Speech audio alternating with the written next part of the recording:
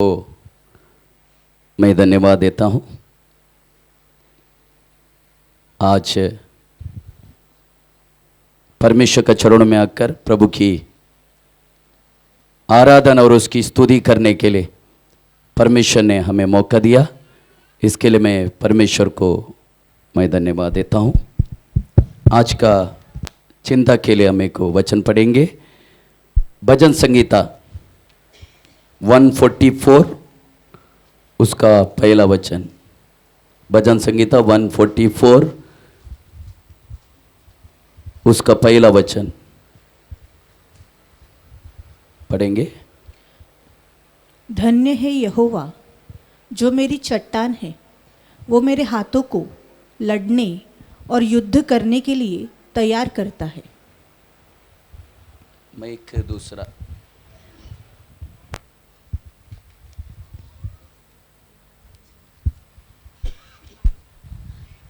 Praise the Lord. हम परमेश्वर के नाम को मैं धन्यवाद देता हूँ। आज ये दोपहर का समय में परमेश्वर हमसे बात करेगा। Praise the Lord. हमारा आत्मीय जीवन में हम यीशु मसीह का साथ चलने का समय में हम परमेश्वर का वचन को गहराई से हम मनन कर कर हम उसका आधार अपना जीवन जीकर हमें आगे बढ़ना है। जब तक हम परमेश्वर का वचन को हम नहीं समझेगा, हम एक ठीक तरीका से परमेश्वर में आगे चलने के लिए हमें नहीं होगा। दाऊद अपना जिंदगी की एक महत्वपूर्ण एक अनुभव को हमारे साथ शेयर करना चाहते, हमारे साथ बात करना चाहते हैं। उसका और परमेश्वर का साथ की रिश्ता किस तरीका से है, उसका परमेश्वर दाऊद का साथ किस तरीका से व्यवहार करता है, इसका विषय में एक अच्छा रीति से बताया हुआ एक वचन है। हम पढ़ा हुआ भजन संगीता का 144 का उसका पहला वचन। यहोवा परमेश्वर मेरा शरण स्थान, वो मेरा हाथों को युद्ध कला सिखाते हैं और मेरा उंगलियों को, ये शब्द हिंदी बाइबल में नहीं मिलेगा, वो मेरा उंगलियों को लड़ने के लिए सिखाते हैं। उसका नाम का धन्यवाद हो। Praise the Lord. हिंदी का ट्रांसलेशन में आधा शब्द गायब किया है, हाथ और उंगली। दाऊद बोलते परमेश्वर मेरे हाथों को युद्ध कला सिखाते हैं और मेरा उंगलियों को कैसा लड़ना ये सिखाते हैं। उसका नाम का धन्यवाद हो। इस बाइबल बहुत सारी युद्ध हुआ उसका बारे में एक्सप्लेन करता है। हजारों युद्ध हुआ बात बाइबल के अंदर लिखा है। हजारों युद्ध का विषय में बाइबल के अंदर लिखा है। जुन्ना करार को जब हम खोलेंगे, परमेश्वर का लोग कई शत्रुओं के साथ वो लोगों ने युद्ध किया। फिलिस्तियों के साथ युद्ध किया, अमेलेक के साथ युद्ध किया, अराम्य मोआब के साथ युद्ध किया। ऐसा बहुत सारे लोगों से युद्ध किया। ऐसा कई युद्ध का विषय में जुन्ना करार में लिखा है। परंतु नया करार में आने का समय में शारीरिक रूप में आंखों से दिखने वाला शत्रु से हमारा युद्ध है, इसका विषय में नया करार में कहीं भी नहीं बताते। परंतु अनदेखी शत्रुओं से हमारा युद्ध पक्का है, ये विषय को नया करार उठा के पकड़ते हैं। परंतु बाइबल अगर हम खोज के पढ़ने के समय में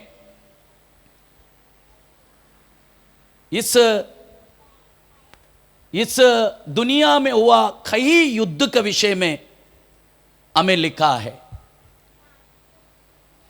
इस सबसे पहला इस दुनिया में, मतलब इस सृष्टि में सबसे पहला युद्ध स्वयं स्वर्ग में हुआ।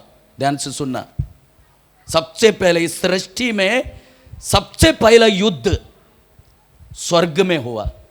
वो परमेश्वर यहोवा और लूसीफर और उसका साथ दिया हुआ लोगों का साथ परमेश्वर और उनका वो युद्ध हुआ। ध्यान से सुनना प्रियो, इस सृष्टि में सबसे पहला युद्ध हुआ एक जगह है, वो स्वयं स्वर्ग है। वहां पर यहोवा परमेश्वर और लूसीफर को साथ दिया हुआ सारा स्वर्गीय दूतों का साथ एक आत्मीय युद्ध हुआ। ध्यान से, आत्मीय युद्ध हुआ। उसमें परमेश्वर जीता, यहोवा परमेश्वर जीता। लूसीफर का कल्पना को, लूसीफर का प्लान को परमेश्वर ने निष्क्रिय किया और लूसीफर उसको साथ दिया हुआ सारी स्वर्गदूतों को परमेश्वर ने श्राप दिया, उनका पद से हटाया और उनको पृथ्वी पर फेंक डाला। ध्यान से सुनो, मैं ये युद्ध क्यों बोल रहा हूं कि परमेश्वर की आराधना करने के लिए चुना गया हुआ लूसीफर और उसका साथ में आराधना करने वाला कई दूत लोग, लूसीफर परमेश्वर ने उस दिया हुआ स्थान को योग्य रीति से ना समझकर मैं केवल परमेश्वर की आराधना और उसकी महिमा करने के लिए सृजन किया हुआ, सृष्टि किया हुआ व्यक्ति ये ना समझते हुए हमें लूसीफर स्वर्ग में रहने वाला बहुत सारी दूतों को परमेश्वर का खिलाफ भड़काया। ये एक युद्ध था। ध्यान से सुनना, ये चीज कलिश के अंदर भी आज भी होते हैं। दास का खिलाफ कलिश का अंदर विश्वासी लोग एकजुट होकर एक ऐसे एक भूसा उड़ जाते हैं, वो कड़वाहट की बीज उड़ जाते हैं, वो अकेला नाश होना नहीं चाहते। वो क्या करते, कलिशा में रहने वाले अनेक लोगों को अपना बाजू में खींचने के लिए कोशिश करते और एक ऐसे एक ग्रुप बन जाते, ऐसे एक अमेन एक ग्रुप बन जाते कलिशा में। वो ग्रुप कलिशा को चलाने वाला दास का हमें खिलाफ खड़ा हो जाते हैं। ये हमें कलिशा में होने वाला दास और हमें आत्मीय वलय में हमें लूसीफर कलिशा के अंदर काम करने वाला उस अवस्था में हमें होने वाला युद्ध को दर्शाते। सेम स्वर्ग में ये बात हुआ। ध्यान से सुनना, परमेश्वर का सामने लूसीफर, ये बच्चों को जरा शांत करेंगे क्या? ये बच्चों को जरा ना उनको थोड़ा सा बाजू में बिठा के शांत करो ना, नहीं तो आप लोग को भी ध्यान नहीं रहेगा।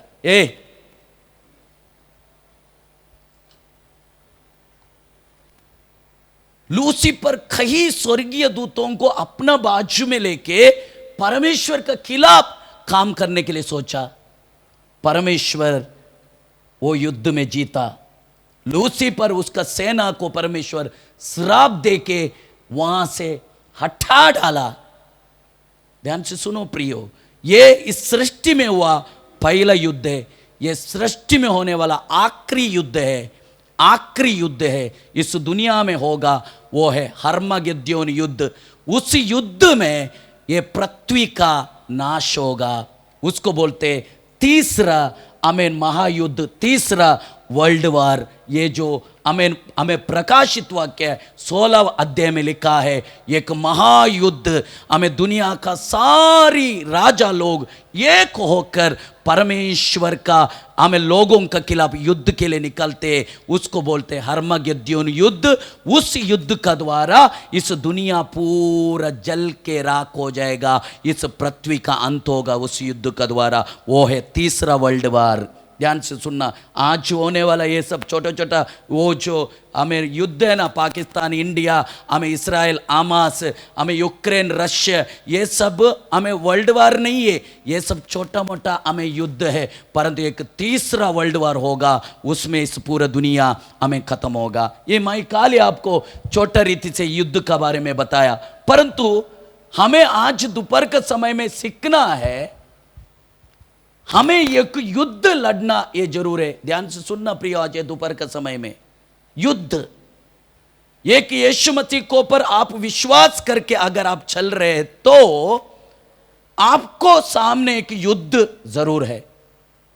वो युद्ध एक दिन में खत्म नहीं होगा, आप खत्म होने तक वो युद्ध लड़ते रहना पड़ेगा, नहीं तो यीशु मसीह बादलों पर आने तक वो युद्ध आपको लड़ते रहना पड़ेगा। परंतु ये जो युद्ध है वो मांस और लहू से नहीं। मांस और लहू किसको है? हा? जो हम आजकल समझ के बैठे हमारे युद्ध मांस और लहू से यानी मनुष्य से।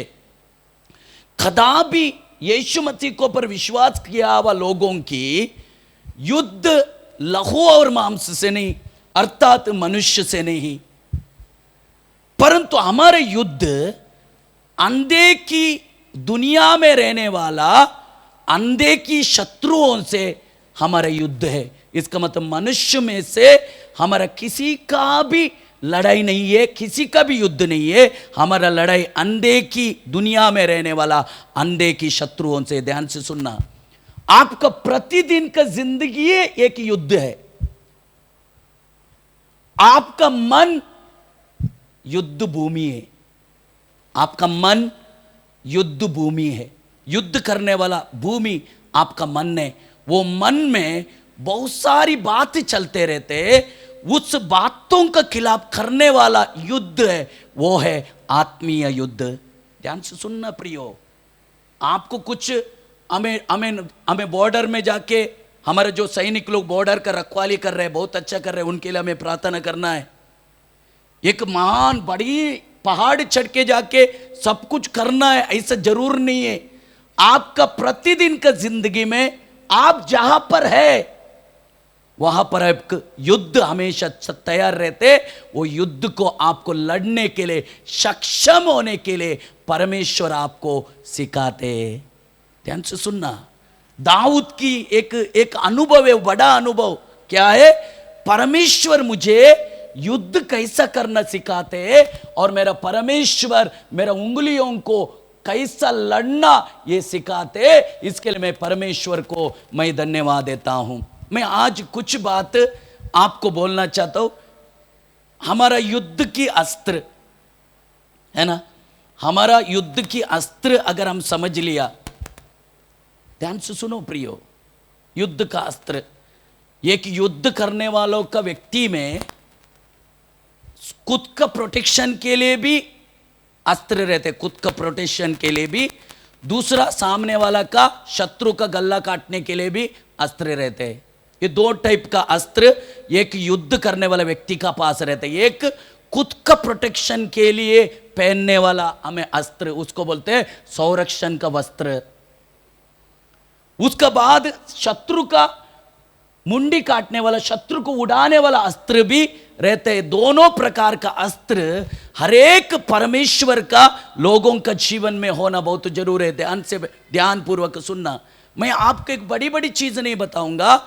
आपका प्रतिदिन का जिंदगी में आप पारिवारिक रूप में क्यों ना हो, आपका काम का जगह पे भी क्यों ना हो, आप कलिशा में आने वाला अवस्था में भी क्यों ना हो, हमें कहीं ना कहीं जगह पर हमें क्यों ना हो, आपको किस तरीका से उसको हैंडल करना है, हमें किस तरीका से उसको सामना करके जीतना है, आपको सीखने का आपका आंख बंद हो जाएगा। मैं आपको ध्यान देके सुनने के लिए मैं आपको बोलता हूँ, ये विषय में अगर आपका आंख बंद हो रहे, इसका मतलब आपको गहराई से ये बातों में ध्यान देना है। जरा सा हमें मन में प्रार्थना करो, प्रभु मुझे वचन सुनने के लिए कृपा दे। प्रभु आपको कृपा देगा। Praise the Lord. हमें आपको पता है उकाब मालूम है? उकाब पक्षी मालूम है? उकाब पक्षी मालूम है ना, सबको मालूम है उकाब पक्षी। उकाब पक्षी अपना घोंसला को पहाड़ की ऊपर चट्टान की दरार में बनाते। कहाँ बनाते?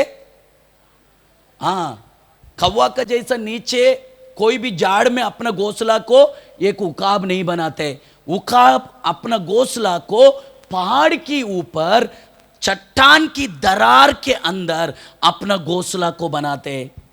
घोंसला बनाने के लिए उपयोग करने वाला वो जो लकड़ी है, कांटों का झाड़ का लकड़ी है। कांटों का झाड़ का लकड़ी को वो उपयोग करते हैं ना। हर एक पक्षी अपना घोंसला को अलग अलग लकड़ी, अलग अलग जो है घास, उसमें से अपना घोंसला को बनाते हैं। परंतु उकाब अपना घोंसला को बनाने के समय में हमें लकड़ी, कांटों का झाड़ का लकड़ी को लेते और हमें चट्टान का दरार के अंदर अपना घोंसला को बनाते। और कहां पर?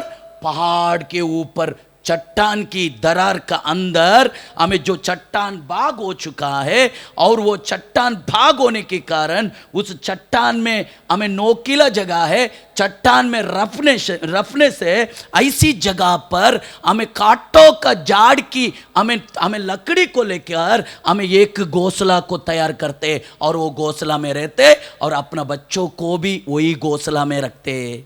ध्यान से सुनना, उकाब का बच्चों को बचपन से एक आदत है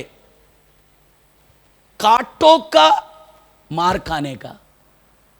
ध्यान से सुनो, उकाब का पक्षी का बच्चों को बचपन से एक आदत है पत्थर का मार खाने का, दूसरा कांटों का मार खाने का।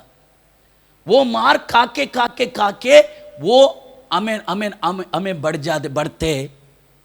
मां उकाब, बच्चा उड़ नहीं सकते ना, इसके लिए कहीं ना कहीं जाके बच्चों का आहार का हमें ये करके सवालत करके वापस किधर ला हमें घोंसला में आकर बच्चों का मुंह में डाल देते और उसको खिलाते रहते। परंतु एक दिन ऐसी हो जाते, हमें उकाब जो बच्चा का माँ है उकाब, हमें उसका दिमाग गुम जाते।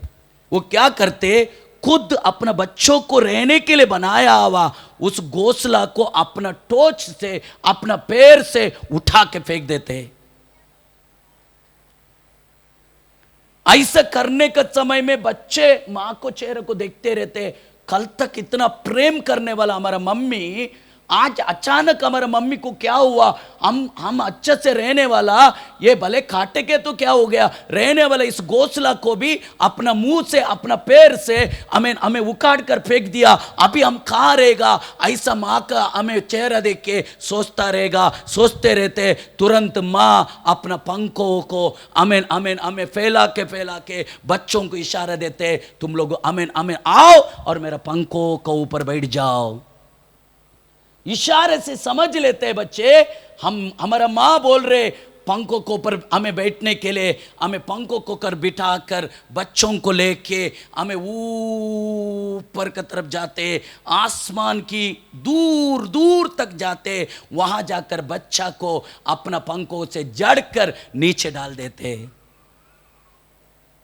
वो बच्चा प्राण संकट में आ जाते, मेरा माँ क्या किया? फिर भी उसको थोड़ा थोड़ा पंख आया, वो पंख का सहारा के कुछ तो करने के लिए कोशिश करते, परंतु मां जो उकाब का ध्यान उस बच्चे की तरफ रहते, हमें बच्चा नीचे गिर के मरने से पहला फिर से उस बच्चे को उठाकर वापस लेके जाते, डालते, वापस लेके जाते, डालते, वापस लेके जाते, डालते, वापस लेके जाते, डालते। एक दिन ऐसा करके करके करके करके वो बच्चा भी मम्मी का जैसा ऊंचा आसमान में उड़ने के लिए तैयार हो जाते। अगर एक उकाब पक्षी अपना बच्चों को इस तरीका से अगर सिखाते तो हमारा स्वर्ग में रहने वाला हमारा अच्छा बाप हमें उनका जैसा बनने के लिए हमें वो चाहते। इसके लिए भिन्न भिन्न रास्ता का द्वारा हमें सिखाकर, हमें युद्ध का द्वारा गुजार कर, हमें जीत दिला के उसका जैसा बनाने के लिए हमारा अच्छा पिता, हमारा प्रेमी पिता हमेशा सिखाने के लिए चाहते। प्रियो ध्यान से सुनना, एक शेर अपना बच्चों को शेर बनाएगा, चूहा नहीं बनाएगा। एक सिंह अपना बच्चों को सिंही बनाना चाहते, एक सिंह अपना बच्चों को बिल्ली बनाना नहीं चाहते, चूहा नहीं बनाना चाहते। अगर प्रकृति में रहने वाला प्राणी अगर इस तरीका से सोचते तो हमें छुड़ाया गया हुआ, हमें बुलाया गया हुआ, उसका खून का द्वारा हमें पाप को धोकर, उसका खून का द्वारा यीशु मसीह हमें खरीद कर अलग करके उसका घर का वारिसदार अगर बनाया तो वो चाहते मैं जैसा वैसा मेरा बच्चा भी बनना चाहिए। इसके लिए वो क्या करते, हमें ऐसी स्थिति में लेके जाते, वो स्थिति हमारे लिए युद्ध भूमि बन जाते। ध्यान से सुनना प्रियो, मैं आपको बोला बड़ा चीज मैं आज नहीं बताया, छोटा छोटा चीज। परमेश्वर हमें उस दशा में लेके जाते हैं और परमेश्वर हमें सिद्ध बनाना चाहते, सिद्ध है ना, सिद्ध। जैसा पिता, जैसा यीशु, वैसा हम बनना। यीशु भी बोलते जैसा तुम्हारा स्वर्गीय पिता है ना सिद्ध, वैसा तुमको भी सिद्ध बनना है।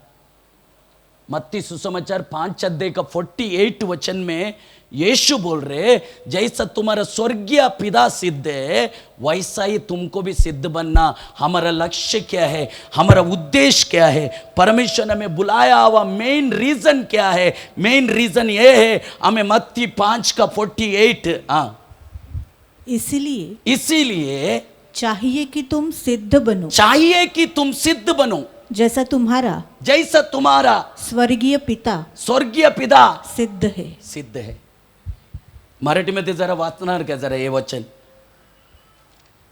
जसा तुमचे स्वर्गातले पिता, पढो, यास्तव जसा तुमचा स्वर्गातले पिता पूर्ण आहे, परिपूर्ण आहे, तसे तुम्हीही पूर्ण व्हा. तसा तुम्ही पण पूर्ण व्हा. लक्ष द्या, ध्यान सुनो प्रियो, ध्यान से। परमेश्वर का मंडली उन्नति प्राप्त करते जाना है। कलीसिया का एक एक व्यक्ति ऐसा बनना है, परमेश्वर का महिमा करने वाला व्यक्ति बनना है। इस हमें कलीसिया का एक एक व्यक्ति, कोई भी छोड़ते हुए नहीं, हर एक व्यक्ति इस पृथ्वी पर पिता का महिमा करके, पिता का नाम का रोशन करके जीना ये जरूर है। और परमेश्वर निश्चय आगे के दिनों में तैयार करेगा, निश्चय जरूर करेगा। इसके लिए परमेश्वर अपना लोगों को भिन्न भिन्न तरीका से चलाते। परमेश्वर का लोग अगर कहलाने के लिए अगर देखा तो इस दुनिया में सबसे पहला परमेश्वर ने अपने लिए चुना गया हुआ लोग था इस्राएल जन। कौन जन? इस्राएल जन है ना। इस्राएल जन, बाइबल पूरा इस्राएल का विषय में लिखा है। ध्यान से सुनना, इस्राएल का बिना बाइबल पूरा भी नहीं होते। परमेश्वर अपना लोग करके सबसे पहला इस्राएल जन को चुना। किसको चुना? इस्राएल जन को। वो लोग अब्राहम का वंश था। किसका वंश? अब्राहम का वंश। अब्राहम को परमेश्वर भविष्यवाणी करके कहा, तेरा वंश 400 साल तक दूसरे देश में गुलामी में रहेगा। कितना साल तक? भविष्यवाणी किया 400 साल तक। परमेश्वर ने अब्राहम को कहा, तेरा पीढ़ी हमें गुलामी में रहेगा। परमेश्वर ने किया हुआ भविष्यवाणी पूरा हुआ, पर 30 साल बोनस का रूप में उनको मिला। 30 साल, 430 साल तक इस्राएल जन मिस्रीम में गुलामी का अवस्था में रहा। कितना साल तक? परमेश्वर 400 साल बोला तो 400 साल ही होना मांगता है ना। इसका मतलब परमेश्वर ने जो भविष्यवाणी किया वो गलत था? नहीं था, परंतु हमें 30 साल देर कर दिया इस्राएल जन परमेश्वर को पुकारने के लिए। ध्यान से सुनो, परमेश्वर का भविष्यवाणी हमें गलत नहीं हुआ। 400 साल बोले तो 400 साल में होना चाहिए था, परंतु इस्राएल जन ने मिस्र में रहकर ऐसी बन गया, 30 साल देर किया परमेश्वर को पुकारने के लिए। परमेश्वर को पुकारा ही नहीं, परमेश्वर मजबूर होना पड़ा पुकारने के लिए। ध्यान से सुनना, 400 साल हुआ तो भी इस्राएल जन परमेश्वर को पुकारा नहीं, 30 साल एक्स्ट्रा लिया। परमेश्वर को भी ऐसा लगे लोग एक्स्ट्रा क्यों ले रहे, तब परमेश्वर को मजबूर होना पड़ा इस्राएल को परमेश्वर को दुआई देने के लिए करे, इसके लिए फिरौन का दिमाग को घुमाकर उनको ऐसा कष्ट में डाल दिया। कष्ट में जब भी डाला गया, इस्राएल जन को यहोवा परमेश्वर का याद आया। वो लोग मिल के परमेश्वर को पुकारा, तब परमेश्वर उतर के उनको छुड़ाने के लिए आया। ध्यान से सुनना, छुड़ाने के लिए आया। मिस्र में उतरा परमेश्वर। इस्राएल जन जो है उनको मिस्र से छुड़ाया। आपको सब पता है, 10 आपत्ति मिस्र में लाकर परमेश्वर यहोवा अपना लोग इस्राएल जन को हमें छुड़ाकर कानान देश को चला रहे। कहां चला रहे? मिस्र से बाहर आना, कानान देश में जाना। ध्यान से सुनना, मिस्र से अगर इस्राएल जन को बाहर लाया तो एक उद्देश्य है परमेश्वर का, एक निशान है परमेश्वर का, एक जगह, एक किनारा है। वो किनारे में पहुंचाने के लिए परमेश्वर ने इस्राएल जन को मिस्र से छुड़ाकर कानान देश को चलाना चाहा। ध्यान से सुनना, कानान देश क्या है? आमीन। इस्राएल जन की पूर्वज लोगों को प्रभु ने दिया हुआ वादा का देश। कौन सा देश? वादा का देश। हमें भी परमेश्वर ने इस दुनिया से छुड़ाया। किधर से छुड़ाया? इस दुनिया से बाहर किया, दुनिया से बाहर लाया और हमारे सामने एक एम रखा, हमारे सामने एक उद्देश्य रखा, हमारे सामने हमें एक किनारा रखा। वो किनारा है स्वर्गीय कानान। इस्राएल को बोला गया वो कानान नहीं, ये कानान है, स्वर्गीय कानान है, जहां उस चीज को बोल सकते हैं अनंत काल का जीवन। ध्यान से सुनना, परमेश्वर का उद्देश्य यही है, आपको और मुझे बुलाया हुआ उद्देश्य, चुना हुआ उद्देश्य। एक कानान है, एक स्वर्गीय कानान है, वहां पर हमें पहुंचाना। इस्राएल जन को परमेश्वर ने छुड़ाया, बाहर लेके आया। बोलो बाहर लेके आया। सब बोलो बाहर लेके आया। एक दूसरे को बोलो बाहर लेके आया। बाहर लेके आया और चलाते चला गए, उनको चलाया। कम से कम 30 लाख से भी ज्यादा इस्राएल था, 30 लाख से भी ज्यादा। निर्गमन किताब 13 अध्याय उसका 21 और 17 और 18 वचन में लिखा है। देखो पढ़ेंगे, निर्गमन किताब 13 अध्याय 17 और 18 वचन।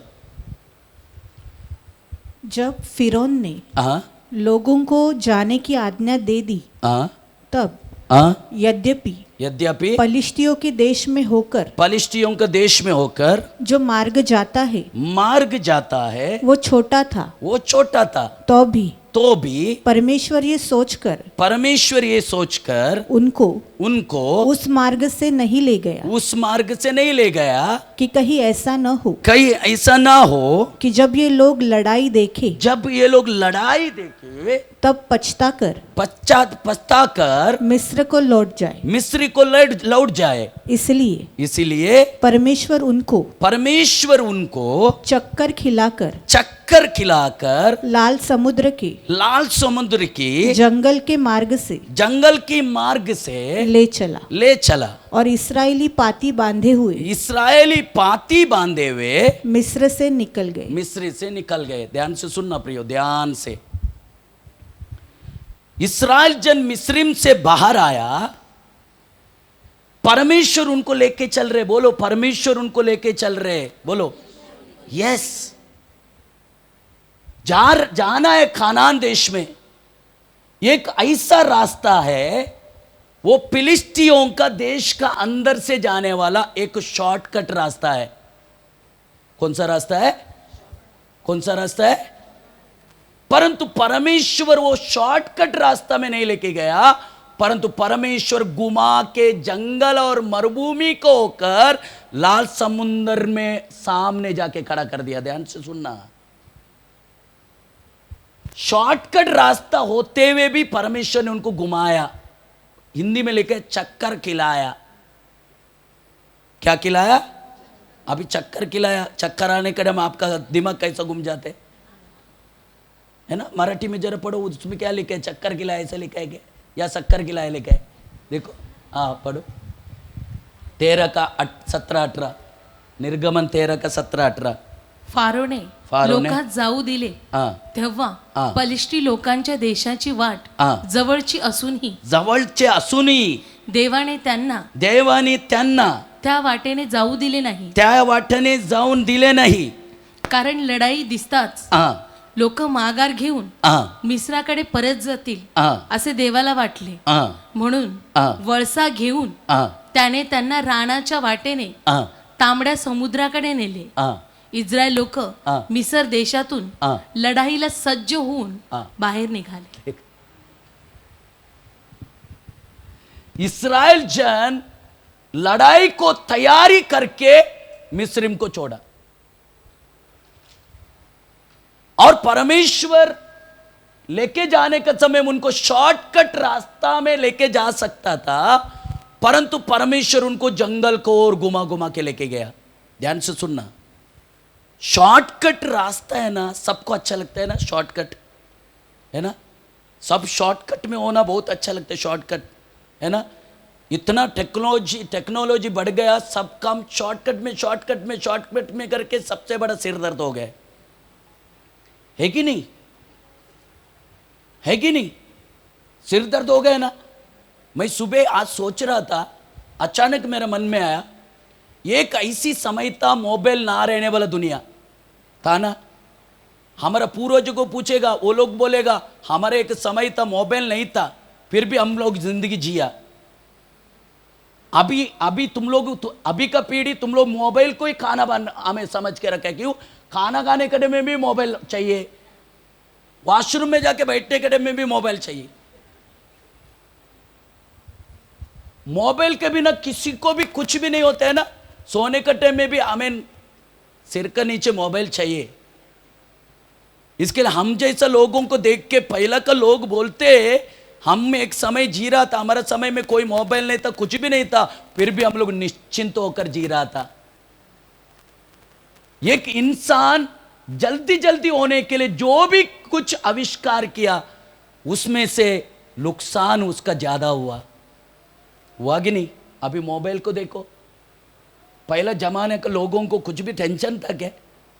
सुबह जाता था, खेती में काम करता था, पहनाता था, खाता था, सोता था, बस उतना ही. हमें अभी मोबाइल को लेकर अरे पाकिस्तान इंडिया का लड़ाई हो रहे, अरे पाकिस्तान वाले का दिमाग घुस हमें गुम गया, अगर हमें बदलापुर का तरफ बॉम्ब फेंका तो क्या होएगा.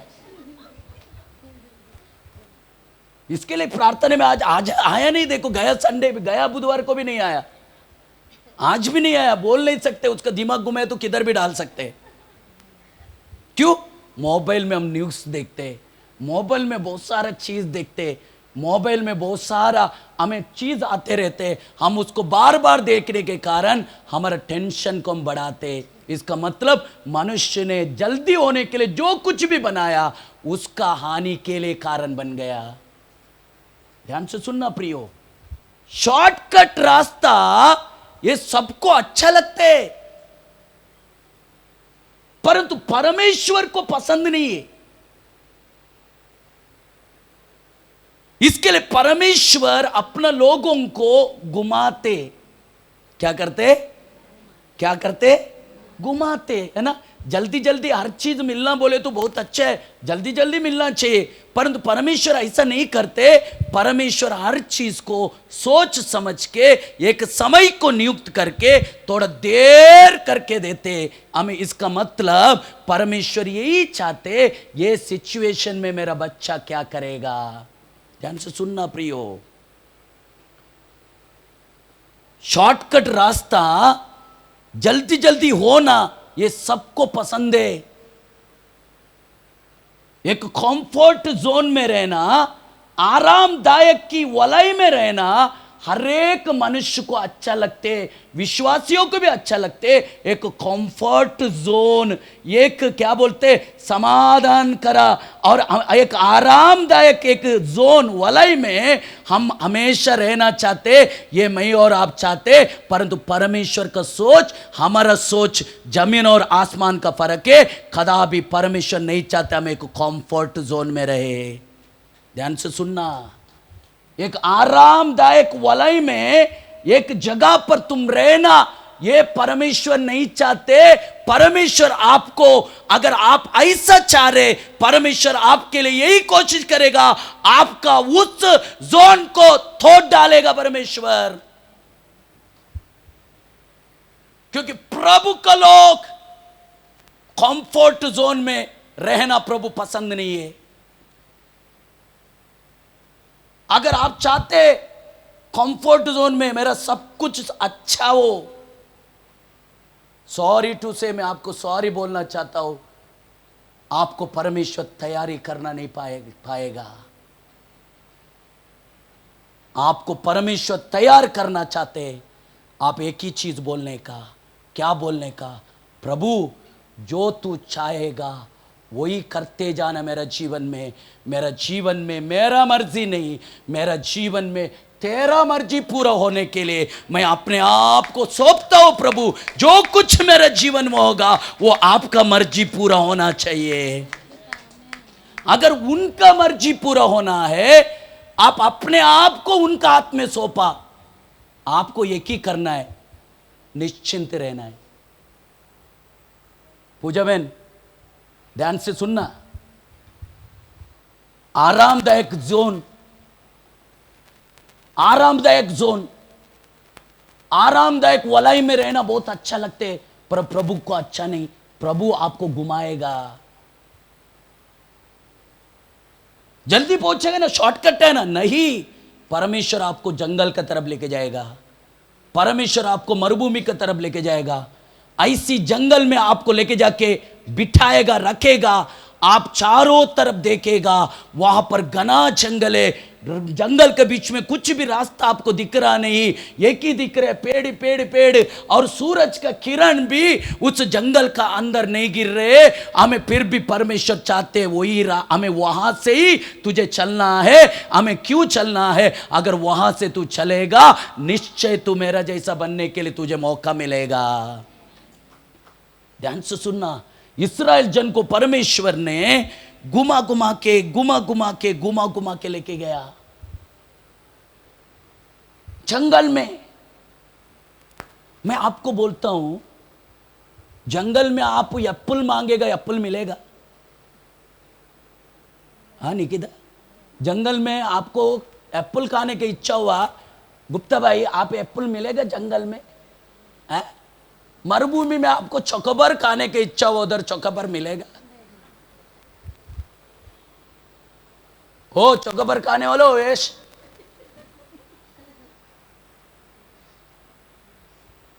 मरुभूमि में आप चोकोबार आपको खाना है बोलेगा, मरुभूमि में चोकोबार मिलेगा? अरे कौन है उधर आइसक्रीम बेचने वाला रहेगा क्या उधर? अगर बेचने के लिए गया तो वो तंग हो जाएगा उधर, वो मरुभूमि का गर्मी में। ध्यान से सुनना, जंगल का अंदर आपको चाहेगा वो चीज मांगेगा तो आपको नहीं मिलेगा। मरुभूमि में आप बोलेगा चोकोबार चाहिए बोलेगा तो आपको नहीं मिलेगा।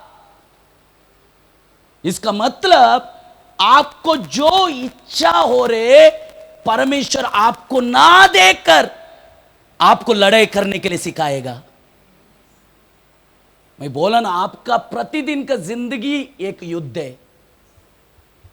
ये युद्ध मरने तक आपको करना है। अभी नहीं युद्ध होगा, रहेगा ना थोड़ा सा, नहीं ना।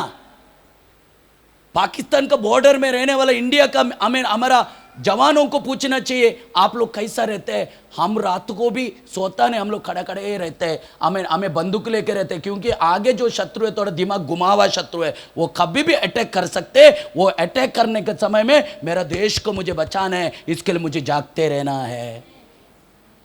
ध्यान से सुनना, अगर वो योद्धा उतना डेडिकेटेड है, यीशु मसीह का सैनिक होने के कारण मैं और आप कितना डेडिकेटेड होना चाहिए। परमेश्वर मुझे और आपको उसी तरीका से तैयार करना चाहते हैं, उसी तरीका से। इसके लिए परमेश्वर कुछ सिचुएशन के द्वारा गुजरते। कुछ विश्वासी लोग ऐसा है, बिंदा से मतलब कुछ भी हो जाएगा उनके जीवन में, हिलेगा नहीं। ऐसा भी विश्वासियों को हम देखा, कुछ भी हो जाएगा वो लोग हिलेगा नहीं। कुछ भी हो जाते हैं उनके जीवन में, फिर भी वो लोग हिलेगा नहीं, प्रभु में पक्का बना रहेगा। इसकी कारण क्या मालूम है? चल चल के कांटों के ऊपर पैर रख के पत्थरों को ठेस लगते उसका पैर इतना मजबूत बन गया, अभी हमें कांटों के ऊपर पैर बिंदास रख के चलते हैं। ये तो यीशु मसीह का बच्चों का लक्षण है।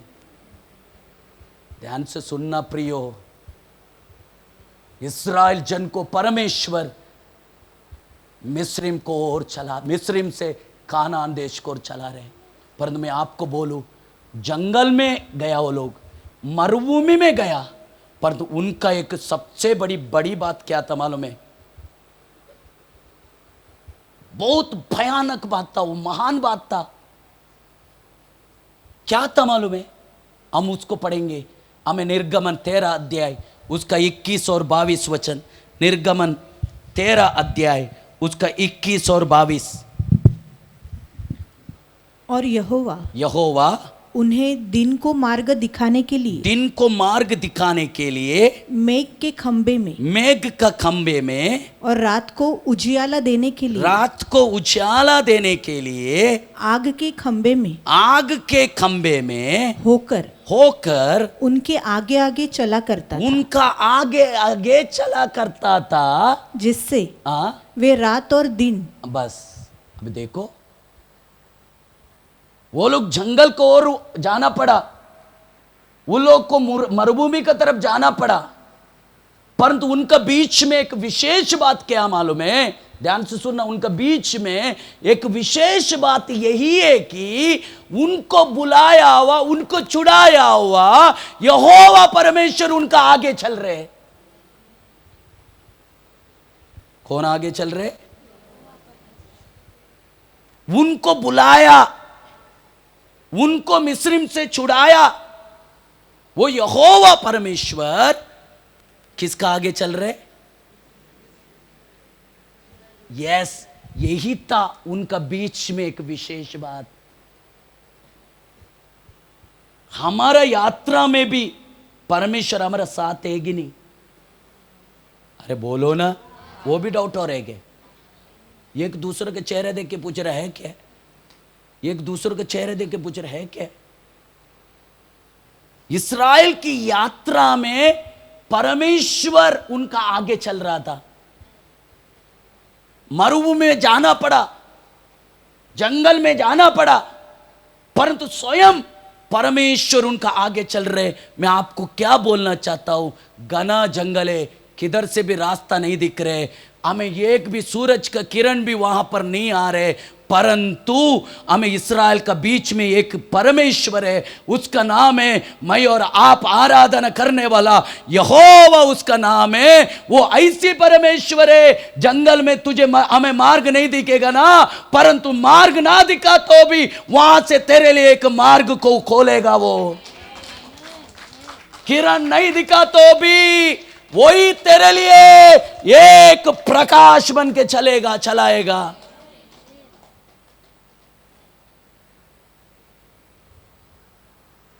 चारों तरफ कुछ भी नहीं दिखा तो भी वही तुझे संभालेगा। ध्यान से सुनना प्रियो, परमेश्वर का लोग, इस्राएल जन को परमेश्वर स्वयं चला रहे, और चला के लाल समुद्र का सामने जाके खड़ा किया। किधर? जंगल, मरुभूमि, सब कुछ है, लाल समुद्र भी आ गया सामने। जैसा लाल समुद्र का सामने आया, इस्राएल जन डर गया, डर के पीछे मुड़कर भागने के लिए देखा। जब भी पीछे मुड़कर भागने के लिए जब भी देखा, पीछे फारों का सेना आ रहा है। ये बाजू में हमें पूरा जंगल और मरुभूमि, ये बाजू में पूरा बड़ा बड़ा पहाड़, आगे लाल समुंदर, पीछे मिस्रिम का फेरोन का सेना, फेरोन भी आ रहा है। पीछे भी नहीं भाग सकते, आगे भी ना जा सकते, साइड में भी जा सकता नहीं, इधर भी नहीं जा सकते। बीच में रहकर लाल समुद्र को देखकर मूसा को खिलाफ कुड़कुड़ाई करने लगा। क्या बोलने लगा मालूम है? ये मूसा, हमें हमें मिस्र में हमें गाड़ने के लिए जगह नहीं था क्या? हाँ, निर्गमन किताब 14 अध्याय 10 और 12 वचन में इस्राएल जन करने वाला कुड़कुड़ाई को लिखा है। देखो एक्सोडस निर्गमन 14 का 10 और 12। जब फिरौन निकट आया तब फिरौन निकट आया, तब इस्राएलियों ने आंखें उठाकर क्या देखा हाँ कि मिस्री हमारा पीछा किए चले आ रहे हैं, हाँ, और इस्राएली अत्यंत डर गए अत्यंत डर गया और चिल्लाकर यहोवा की दोहाई दी। चिल्लाकर परमेश्वर को पुकारने लगा और वे मूसा से कहने लगे, और मूसा से कहने लगे, क्या मिस्र में कब्रें न थी मिस्र में गाड़ने के लिए जगह नहीं था क्या? जो तू हमको वहां से मरने के लिए वहां से तूने मरने के लिए हमें जंगल में ले आया है? जंगल में ले आया है। तूने हमसे ये क्या किया तूने हमसे ये क्या किया कि हमको मिस्र से निकाल लाया? तूने हमको मिस्र से निकल लाया। क्या हम तुझसे मिस्र में यही बात न कहते रहे हमने तुमको मिस्र में कहता था ना कि क्या? हम कि हमें रहने दे, हमें रहने दे, कि हम मिस्रियों की सेवा करें, मिस्रियों का हम सेवा करेंगे। हमारे लिए जंगल में मरने की हमारे लिए जंगल में मरने की अपेक्षा मिस्रियों की सेवा करना अच्छा था। मिस्रिम का सेवा करना अच्छा था। बस लाल समुद्र को देखकर पीछे फारोन का सैन्य को देखकर इस्राएल जन डर गया। क्या हुआ? डर गया। वो जरा भाई को जरा हमें मारो। हाँ, हमें डर गया, डर गया। ध्यान से सुनना, डर गया। डर के सबसे पहला मूसा को कुड़कुड़ाई किया। किसका खिलाफ कुड़कुड़ाई किया? हाँ, परमेश्वर को पुकारा, वो लोग दुआई दिया और मूसा का पास आकर कुड़कुड़ाई किया। ऐसा कुड़कुड़ाई किया, कई जगह पर लिखा है मूसा को फाड़ के खाने तक गुस्सा हुआ। क्यों? कुछ भी हो जाते हैं ना, इस्राएल जन को परमेश्वर आसान से हाथ में नहीं मिलते, परंतु उसको चलाने वाला मूसा पक्का मिलते है ना। कलीसिया में भी ऐसे ही कुछ भी हुआ तो कलीसिया का लोग परमेश्वर का दासों को ऊपर उंगली दिखाते हैं। अपना खुद का गलती को भी छुपाने के लिए दासों का निंदा करने वाला विश्वासियों का झुंड कलीसिया में कम नहीं है। ध्यान से सुनना प्रियो, खुद का गलती छुपाने के लिए, खुद गलती करने के बाद भी कलीसिया का लोग, विश्वासी लोग, कुछ लोग हमें दासों को गलत साबित कर देते। कौन? तुम्हारे लिए हमें दिन रात प्रार्थना करते, वो तुम्हारे लिए जागते रहते, तुम्हारे लिए वो उपवास करते, तुम बीमार पड़ने के टाइम में तुम्हारे घर में आके तुम्हारे लिए प्रार्थना करते, तुम्हारा हर एक सिचुएशन में वो तुमको मदद करते। इतना होने के बाद भी कुछ विश्वासी लोग खुद का गलती को छुपाने के लिए दास का कॉलर पकड़ने तक भी पीछे नहीं हटते। ध्यान से सुनना, बाइबल ये पाप को महापाप बोला है। ये पाप जो दासों का खिलाफ जो काम करते, बात करते, वो पाप को बाइबल में हमें उसको बड़ा पाप बोला है। ध्यान से सुनो प्रियो, ध्यान से सुनना। इस्राएल जन का जैसा है आजकल का विश्वासी।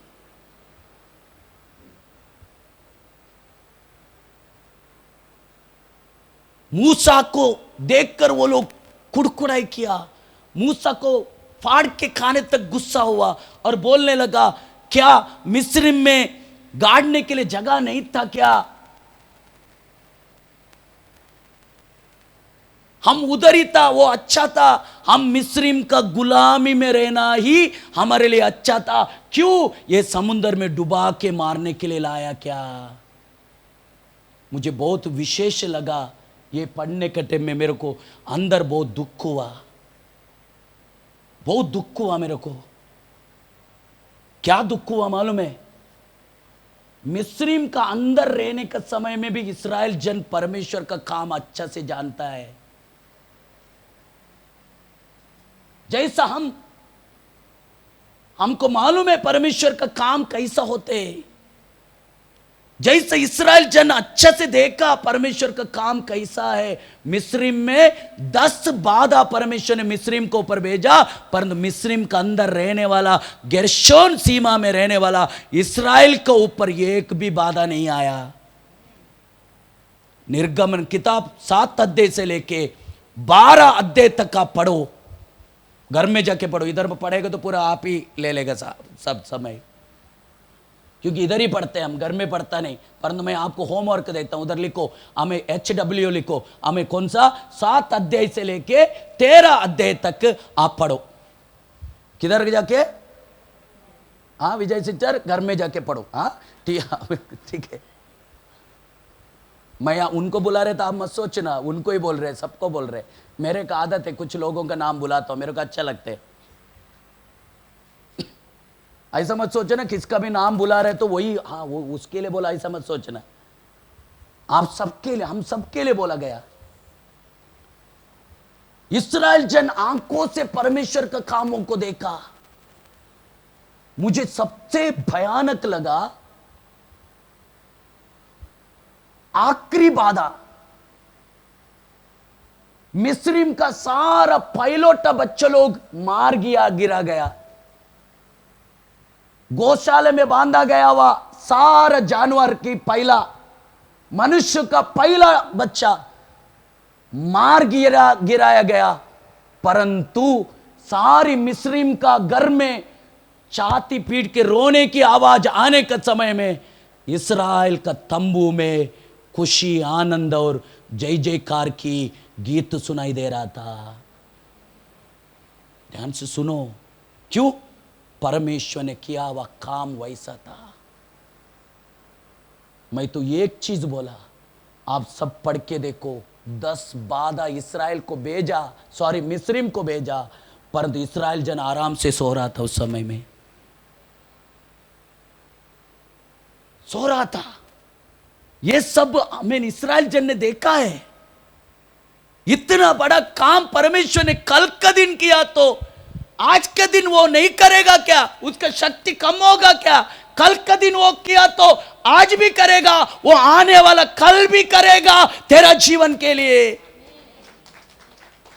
क्योंकि यीशु मसीह कल आज युगानुयुग एक सा है, उनमें 1 इंच भी बदलता नहीं। वो हमें इब्रानी किताब 13 का 8 वचन में लिखा है, यीशु मसीह कल, आज और आने वाला कल युग युग तक एक सा रहेगा। वो बदलने वाला परमेश्वर नहीं है। इब्रानियों का 13 का 8 वचन। यीशु मसीह कल और आज और युगान युग एक सा है। ये वचन आपका हृदय की पटरी में लिखा गया का, इब्रानी 13 का 8 को आपका हृदय का पटरी में गहराई से खोद के लिख के रखो। कल, आज, आने वाला कल भी मेरा यीशु मेरा साथ एक जैसा है। वो बदलने वाला परमेश्वर नहीं है। ध्यान से सुनना, यहोवा परमेश्वर इस्राएल का बीच में है। वो ना बदलने वाला प्रभु था। कल प्रभु का कामों को उन्होंने देखा, परंतु आज आया वह सिचुएशन में वो लोग कुड़कुड़ाई किया। मूसा क्या बोला मालूम है? नीचे क्या लिखा है? 14 का 13 और हमें 14। मूसा ने लोगों से कहा, डरो मत, खड़े खड़े वो उद्धार का काम देखो, खड़े वो उद्धार का कामों को देखो जो यहोवा आज तुम्हारे लिए करेगा। क्योंकि जिन मिस्रियों को तुम आज देखते हो उनको फिर कभी न देखोगे, तुम उनको कभी भी नहीं देखेगा। यहोवा आप ही तुम्हारे लिए लड़ेगा, यहोवा स्वयं आपका तरफ से लड़ेगा। इसीलिए तुम चुपचाप रहो। क्या रहने का? आपका बाजू वालों को बोलो, थोड़ा चुपचाप रहने के लिए भी सीखो। अरे अब सब लोग मिलके मेरे को बोल रहे, आप एक दूसरे को बोलो ना। चुपचाप रहने के लिए सीखो. मराठीमध्ये काय बोलतात? चुपचाप शांत राहायला शिका. बोला बोला. चुपचाप रहने के लिए सीखो. ध्यान से सुनना. वहां पर परमेश्वर उनको बोला चुपचाप रहो. इसका मतलब कोई कोई जगह पर चुपचाप रहना हथियार बन जाते. कोई कोई जगह पर चुप रहना एक हथियार का जैसा काम करते. ध्यान से सुनना प्रिय हो. वो है करके कभी भी अभी वो बोलेगा आप वो आदमी आप मेरे को छोड़ेगा नहीं. मुंह है बोल के गटर का जैसा खोल के नहीं रखने. बोल ही देता हूं क्यों अंदर रखने का, है ना. मैं आपको एक बात बोलूं. इस्राएल लोग जो था उनको युद्ध करने के लिए आता था क्या? है?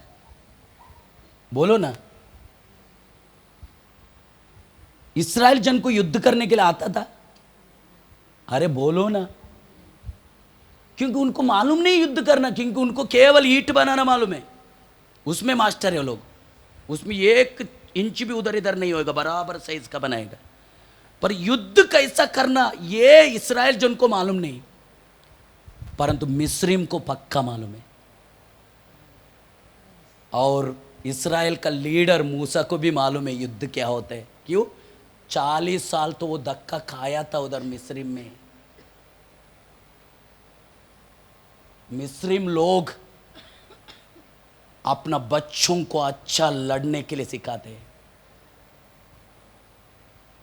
इसके लिए मूसा को मालूम है कैसा लड़ना, पर बाकी इस्राएल जन को किसको भी मालूम नहीं. उनको ईंट कैसा बनाना मालूम है. पर परमेश्वर अभी बोल रहे चलो मेरे साथ, मैं तुमको सिखाता हूं कैसा लड़ना है. इसके लिए परमेश्वर लाल समुद्र का सामने लाके खड़ा किया.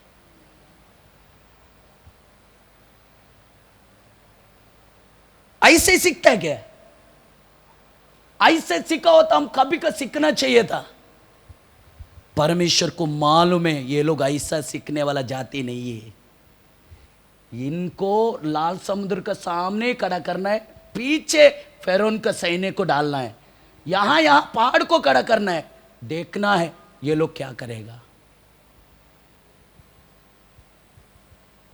परमेश्वर मूसा का द्वारा बोला इनको शांत रहने के लिए बोल, चुपचाप रहो.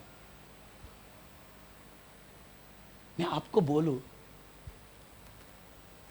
हमारा घर में भी बहुत सारा चलते रहते हैं ना. हमारे घर में रहने वाला लोग है ना, किस किस को हमें बहन लोग, हमारे बहन लोगों को पूछने का हमें पति कितना प्यार करते हैं मालूम है. कभी वो दिमाग खराब होते तो बोल नहीं सकते, कहाँ कहाँ जाते, चप्पल भी हाथ में आते हैं. हाँ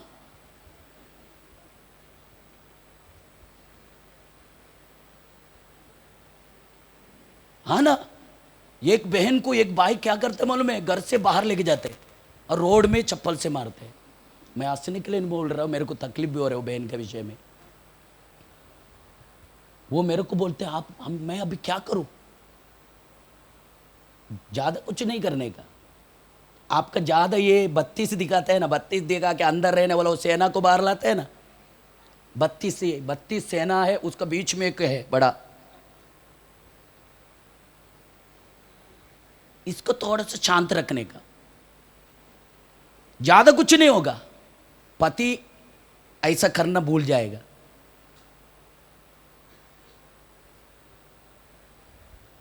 हमारा प्रतिदिन का जिंदगी में कई चीज होते रहते. हमारा घर में रहने वाला, हमारा ऑफिस में काम करने के समय में हमारे साथ कई लोग हमारे साथ विरोधी बनकर काम करते. क्या बनकर काम करते? क्या बनकर? हाँ, मैं आपको बोलूं वो कदापि आपका शत्रु नहीं, वो आपका मित्र है.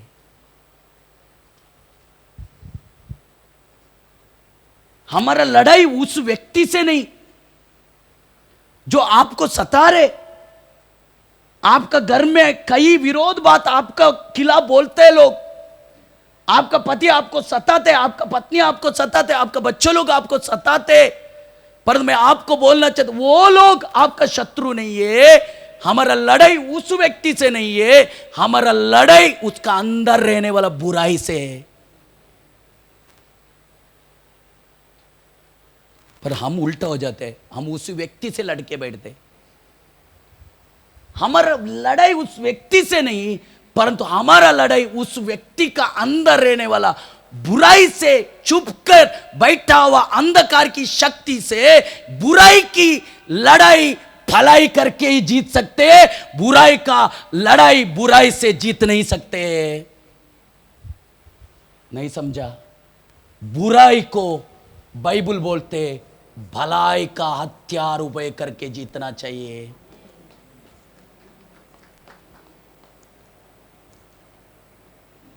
ध्यान से सुनने के लिए आ रहे हैं क्या? कुछ लोग बोलते सीधा उंगली से अगर घी नहीं निकला तो क्या करने का? आप बोला रहेगा ना, सीधा उंगली से घी नहीं निकलता, हम उल्टा करके निकालते हैं उंगली को उल्टा करके निकालेंगे, बोलते हैं ना। क्यों उंगली को टेढ़ा करने का? वो घी का डब्बा को सीधा गैस का सामने लेके जाओ, गरम का बाजू में रखो, ऑटोमेटिकली पिघल जाएगा। टेढ़ा करने की क्या जरूरत है? प्रियो, बुराई को बुराई से जीत नहीं सकते। रोमा पत्री 12 अध्याय उसका 21 वचन में लिखा है।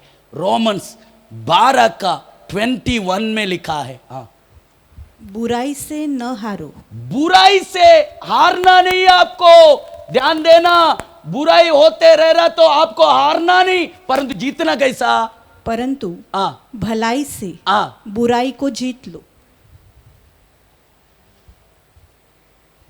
किससे आपको जीतना है बुराई को? बुराई का सामने हार मत मानो। बुराई होते रहने के टाइम में कुछ गलत कदम उठाओ मत। आपका साथ जुल्म होने के समय में आप कुछ गलत कदम उठाओ मत। आपका साथ अनीति होने के समय में कोई भी आप अनीति का काम करने के लिए मत जाओ। आप क्या करो? आपका साथ बुराई होने के समय में परमेश्वर देने वाला भलाई का हथियार को ले लो।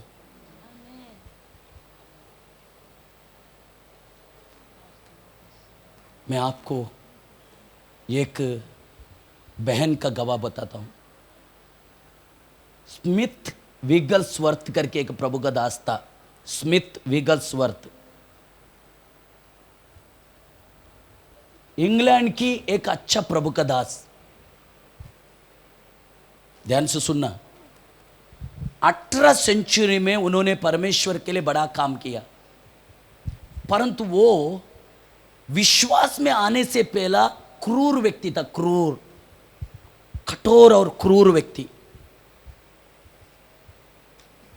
परंतु उसका पत्नी एक विश्वासी था, परमेश्वर का भाई मानने वाला व्यक्ति था, परमेश्वर को जानने वाला वो बहन थी। वो एक दिन किधर तो कन्वेंशन, हमें कोई तो मीटिंग था, कन्वेंशन मीटिंग था, वहां चले गई। प्रार्थना खत्म करके घर में आने के समय में थोड़ा लेट हुआ। क्या हुआ? थोड़ा लेट हुआ। घर का दरवाजे में आकर घर का बेल टिन टान बजाया। दरवाजा खोलने के लिए उसका पति विगल्सवर्थ आया। दरवाजा खोला। दरवाजा जैसा खोलने के टाइम में पत्नी को देखकर उसका चेहरा लाल लाल हुआ, गुस्सा हुआ। इतना देर क्यों? कहाँ गया था? प्रार्थना में गया था। क्यों गया था? वो बोलकर 4 गाली देख के दरवाजा को जोर से फटक के बंद कर दिया। उस बहन को अंदर नहीं लिया, बाहर ही छोड़ा रात भर। ठंडी का समय था। लंदन में ठंडी का समय बोलेगा तो बर्फ गिरते, स्नोफॉल होते। पूरा बर्फ बर्फ बर्फ से हमें पूरे सब जगह हमें बर्फ ही दिखते। ऐसा समय था, ये बहन रात भर घर का दरवाजा के पास बैठ के प्रार्थना करने लगा। सुबह उठा, सुबह हुआ, विकल्सवर्त घर का दरवाजा खोलने के लिए दरवाजा खोला। जैसा दरवाजा खोला, उसका पत्नी दरवाजा के पास बैठे। जैसा दरवाजा खोला, उठकर सीधा घर के अंदर आई, एक शब्द नहीं बोला। हम रहते तो पहले एक पंच मारता था पति कोई। वो क्या किया मालूम है? वो बहन सीधा अंदर आया, कपड़ा बदल किया, फ्रेश होकर सीधा किचन में चला गई, ब्रेकफास्ट तैयार किया, कॉफी तैयार किया, अपना पति का समय का मुताबिक ब्रेकफास्ट और कॉफी तैयार करके पति का टेबल में लाके रखा। ऐसा खड़ा हुआ, पेपर पढ़ने वाला विकल्सवर्त ब्रेकफास्ट और कॉफी को देखकर चुपचाप पत्नी का चेहरा देखने लगा। थोड़ा देर के बाद पूछा, मैंने रात पर तेरे साथ कठोर रीति से बर्ताव किया, इतना देर होने के बाद भी मैंने तेरे को अंदर नहीं लिया, गाली दिया, रात को पूरा मैंने आपको इतना ठंडी में तेरे को बाहर खड़ा किया, फिर भी तू मुझे एक भी शब्द ना बोलकर मेरा समय के मुताबिक तूने मुझे ब्रेकफास्ट और कॉफी बना के तूने मेरा सामने रखा। ये कैसा पॉसिबल हुआ तुझे? वो बहन ने बोला, मुझे पॉसिबल नहीं था, परंतु मैं विश्वास करने वाला प्रभु मुझे यही सिखाया, बुराई के साथ बुराई नहीं करना है, जिधर बुराई चलते हैं वहाँ मुझे भलाई करना है। ये मुझे यीशु ने सिखाया, मेरा अंदर से नहीं आया, मुझे यीशु ने ऐसा करने के लिए बोला, इसके लिए मैंने आपका साथ ऐसा किया। इसका मतलब मैंने कुछ भी नहीं किया, मुझे यीशु ने सिखाया वैसा किया। वो विकल्सवर्त ने बोला, मुझे भी यीशु चाहिए, मुझे भी यीशु चाहिए। क्या करना पड़ेगा? कुछ भी नहीं करना पड़ेगा। यीशु का सुसमाचार वो व्यक्ति को दिया, बोला जो यीशु ने किया ना वो आप बोलो मेरे लिए किया, मेरा पापों के लिए किया, पापों को कबूल करो, वो क्षमा करेगा, उनका खून से धो के शुद्ध करेगा। आप उनको आपका हृदय में बुलाओ, यीशु आपका हृदय में आएगा। वो दिन वो भाई उसका पत्नी का थोड़ा बुद्धिमानी बर्ताव के कारण यीशु को जाना।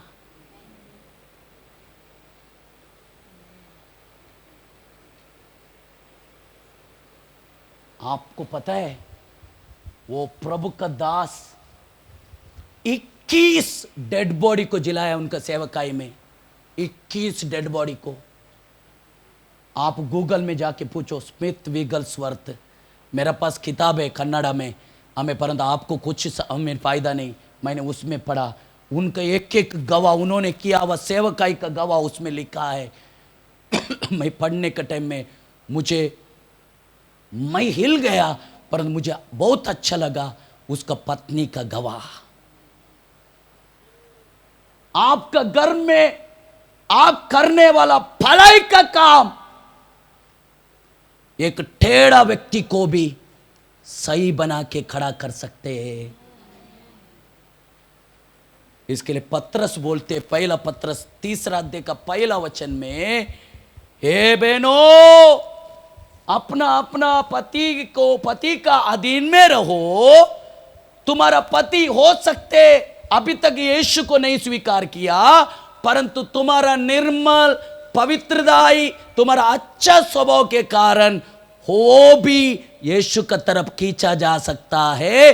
ऐसा हमें पहला पत्र 3 अध्याय का पहला वचन में लिखा है, पढ़ेंगे।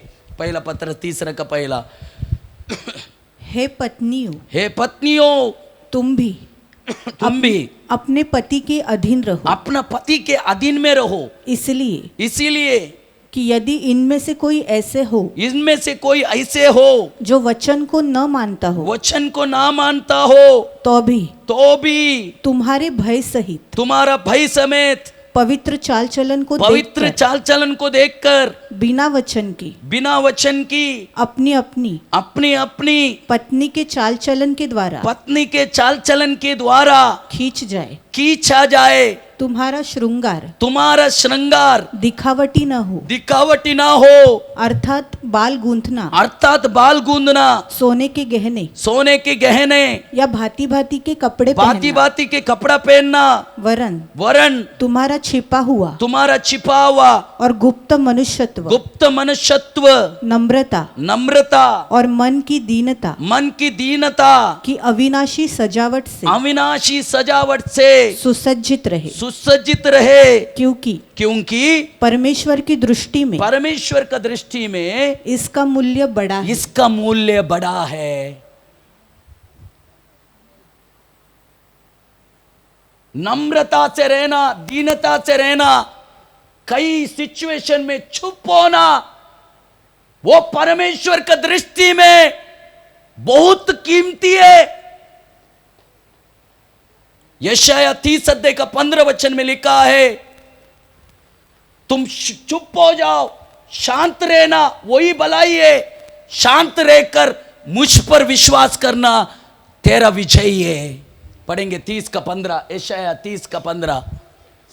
प्रभु यहोवा इस्राएल की पवित्र यो कहता है, लौट आने और शांत रहने में तुम्हारा उद्धार है, शांत रहने और भरोसा रखने में तुम्हारी वीरता है।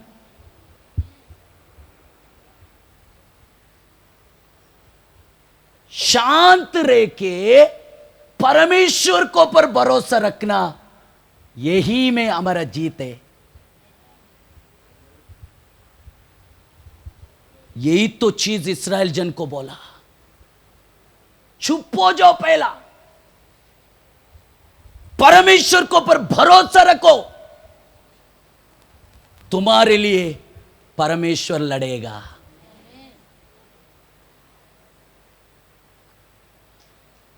हम तो चुप होने के लिए तैयार नहीं है ना? चुप होने के लिए तैयार है क्या? हम तो बोलेगा ना, मैं क्यों छोड़ता हूं, मैं भी नहीं छोड़ेगा ना।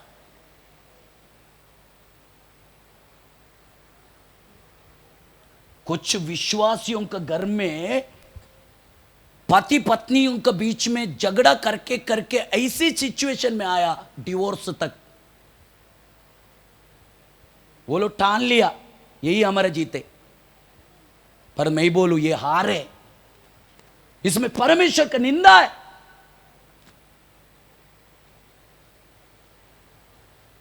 क्यों नहीं हो रहे? क्योंकि दो लोग उसमें से एक भी चुप रहने के लिए तैयार नहीं। मैं बोलूं, दो लोग लड़ाई कर रहे, अगर उस लड़ाई को निपटाने के लिए एक व्यक्ति आया, सोचो मेरा जैसा व्यक्ति आया, बोलो सोचो ऐसा। दो लोग झगड़ा कर रहे, मेरा जैसे व्यक्ति आया, और मैं दोनों को पकड़ के रुका सकता है क्या? मेरा जैसा लोग रुका सकते हैं? हाँ, ऐसे एक मारा तो मैं उधर गिर जाएगा। मैं क्या करेगा? दोनों झगड़ा करने वाला का दोनों के पास नहीं जाएगा, एक का पास जाएगा। एक को बोलेगा, अरे थोड़ा सा चुप तू बैठेगा क्या? तू तो चुप बैठेगा क्या? क्योंकि दोनों शांत नहीं होगा, पर मेरा पूरा कोशिश होगा एक को चुप कराने के लिए। अगर एक उधर चुप बैठा, वहां पर एक विजय बाहर आएगा। विजय बोले तो कोई भाई का नाम नहीं बोल रहा हूं, जय विजय, विक्ट्री है ना। मतलब दो लोग अगर कुत्ता का जैसा भौंकते रहेगा, बाबा बाबा बाबा बाबा, वो झगड़ा बंद नहीं होगा। उसमें एक बुद्धिमान बनने का, चुप होने का। मैं आपको बोलूं, आपका घर की सिचुएशन को परमेश्वर बदल सकते, ये विश्वास आपको नहीं है क्या? विश्वास नहीं है, इसके लिए आप कोशिश कर रहे हैं। आप चुपचाप होके परमेश्वर को पर भरोसा रखो।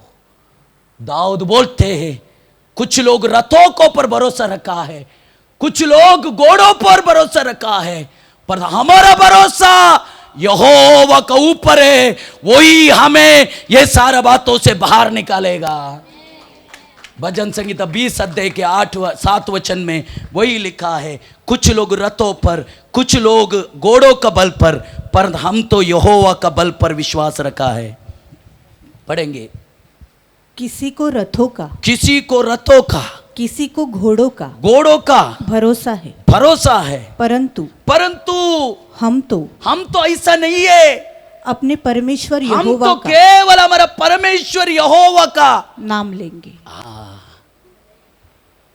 तेरा हर एक सिचुएशन में परमेश्वर को पर विश्वास रख के उसका स्तुति करना, वो तेरा जीते।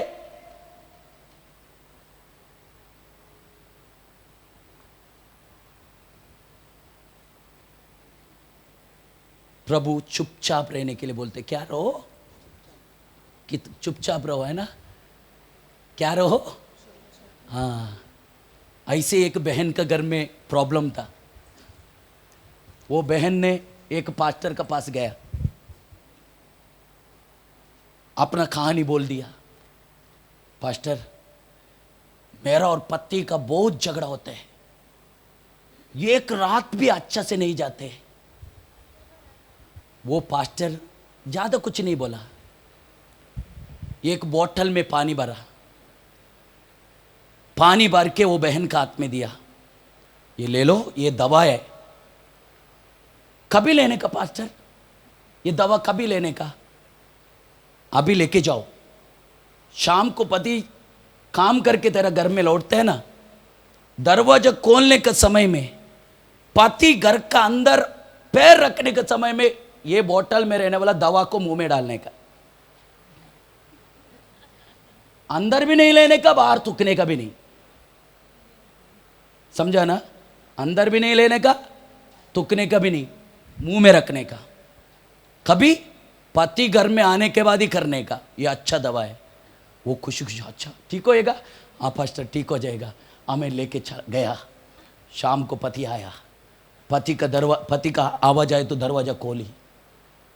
जैसा पति अंदर आया, पास्टर बोला हुआ जैसा बोतल में रहने वाला दवा बोले तो पानी था, वो पानी मुंह में डाला। पास्टर बोले अंदर भी नहीं लेने का, बाहर थूकने का भी नहीं।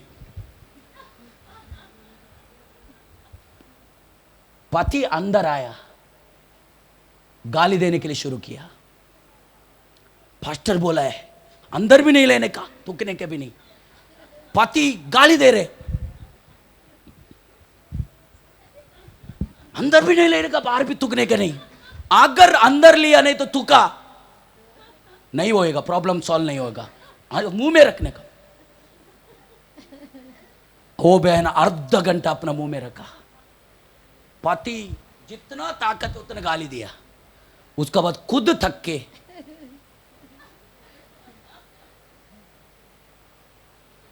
दूसरे दिन भी वैसे ही किया।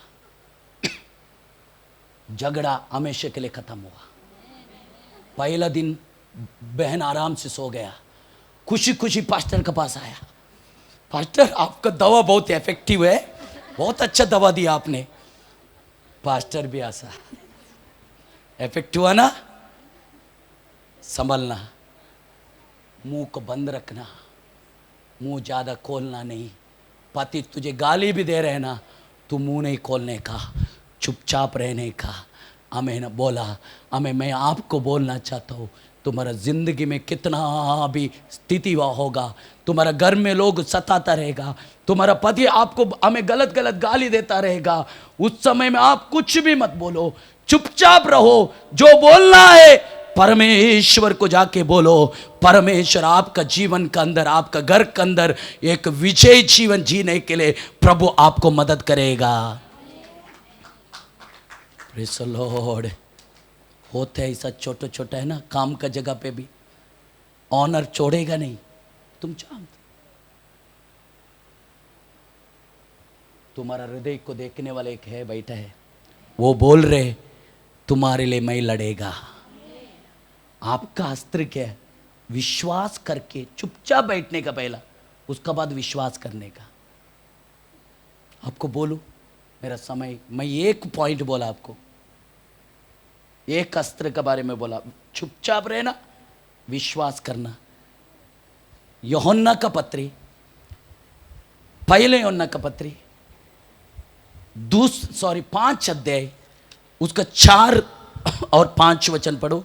देखो दुनिया को हम कैसे जीतेंगे। क्योंकि जो कुछ परमेश्वर से उत्पन्न हुआ जो है, कुछ परमेश्वर से उत्पन्न होता है वो संसार पर जय प्राप्त करता संसार पर जय प्राप्त करता है, और वो विजय जिससे संसार पर जय प्राप्त होती है, संसार पर जय प्राप्त होता है, हमारा विश्वास है। हमारा विश्वास है। संसार पर हाँ, जय पाने वाला कौन है? कौन है? हाँ, केवल वो जिसका ये विश्वास है, जिसका ये विश्वास है कि यीशु परमेश्वर का पुत्र है। यस, हम दुनिया को ऊपर हर चीज को ऊपर जीतना है। उस जीत, उस विजय हमारा विश्वास का द्वारा में मिलते हैं। किसका द्वारा मिलते हैं? किसका द्वारा? विश्वास क्या है? वो भी होना चाहिए ना। विश्वास क्या है? विश्वास है कि हम परमेश्वर का बच्चे। दूसरा, विश्वास की बुनियाद, विश्वास का बुनियाद क्या है? यीशु परमेश्वर का एकलौता पुत्र, वो हमारे लिए पृथ्वी पर आए, हमारा पापों के लिए क्रूस पर वो मरे, हमारे लिए गाड़ा गए, वो हमारे लिए हर बातों को पर जीत कर तीसरे दिन जी उठे। ये विश्वास से हम दुनिया को जीतते हैं।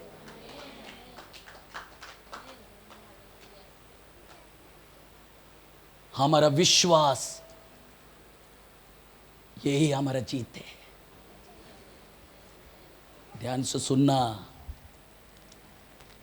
कुछ लोगों का विचार है, पहला मैं अच्छा था, अभी इतना कष्टता है। क्यों है? पहला कौन सा अच्छा था? पहला तो बुरा था। मैं बोलता हूं, मैं पहला बुरा था, बुरा। यीशु को नहीं जानता था उस समय में, नंबर 1 पापी रहने वाला व्यक्ति, बुरा था मैं।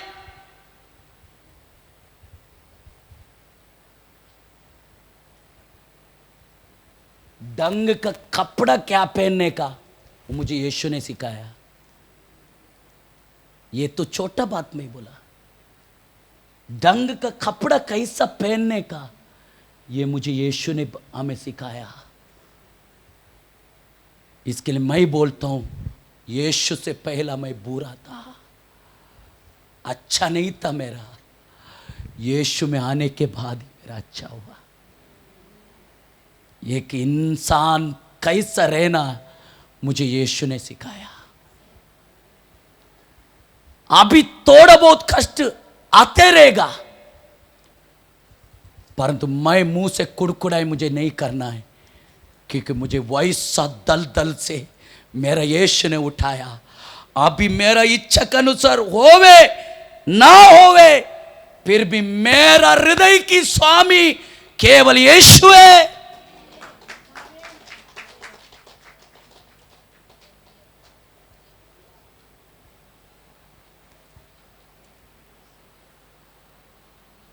तेरा सोच को बदल।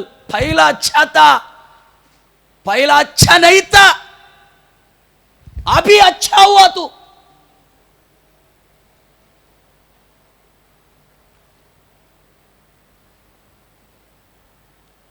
आने वाला उस स्थिति में शांत रहे,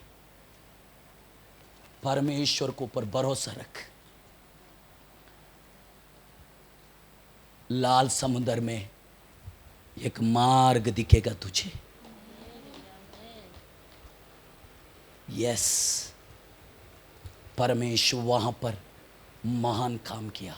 जीतने वाला सबसे पहला अस्त्र शांत बैठ के परमेश्वर को पर विश्वास करना।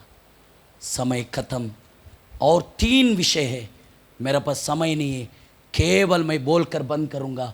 दूसरा अस्त्र, हर समय प्रार्थना करते रहना। हर समय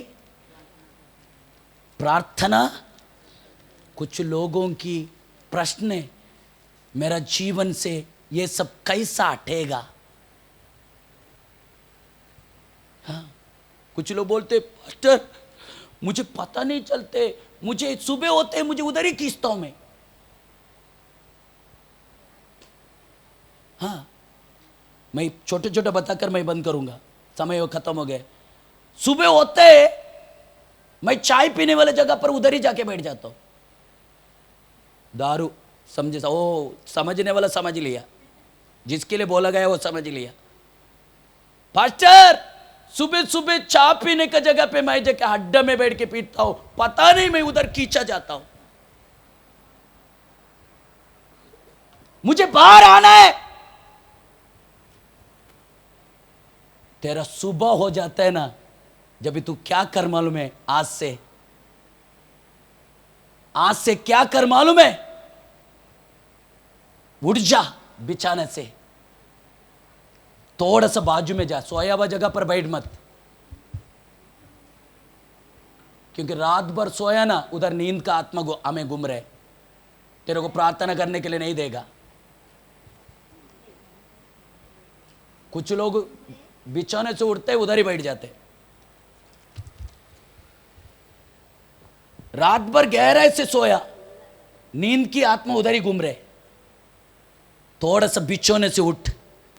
अगर बेड में सोया ना, हाँ फोन बंद करा, ओ आओ फोन बंद करा, हाँ थोड़ा सा हमें बाजू में जाओ।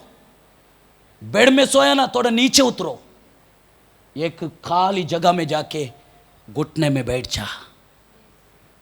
प्रभु को बोल, आज का दिन जो मुझे कमजोरी घेर कर मुझे खत्म करने के लिए देखेगा ना प्रभु, तू मुझे मदद कर, वो कमजोरियों को पर जीत कर मैं तेरा बच्चा बन के जीऊं, ऐसा मुझे कृपा कर। अगर ऐसा करेगा सुबह उठ के, प्रभु तुझे मदद करेगा। करके देख, आज से दिल से कर। सुबह सुबह उधर भागने का बंद करके प्रभु के पास बैठ, तुझे प्रभु मदद करेगा। हेलो, समझ रहे ना? आग का साथ रहेगा, तू भी आग का जैसा बन जाएगा, आग से दूर जाएगा, तेरा आग बुझ जाएगा। तू आग का साथ बैठ, वो आग तेरा अंदर का कमजोरी को जला डालेगा। वो आग प्रार्थना का समय तेरा ऊपर मंडराएगा। वो आग कौन है मालूम है? स्वयं तेरा परमेश्वर पवित्र आत्मा। तीसरा अस्त्र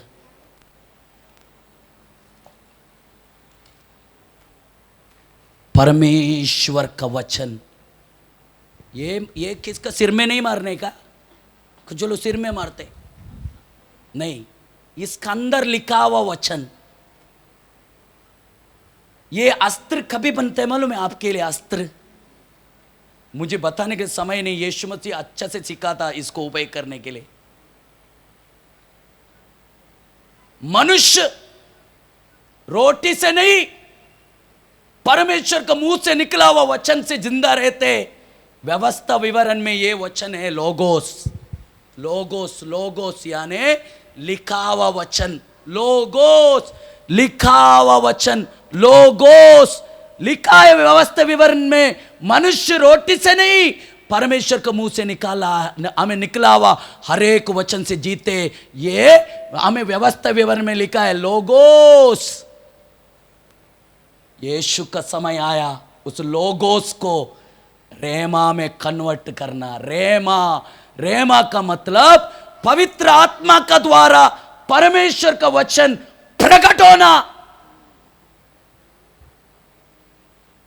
लिखा हुआ वचन पवित्र आत्मा का शक्ति के द्वारा तू प्रकट करेगा, तेरा शत्रु हारेगा, तू जीतेगा।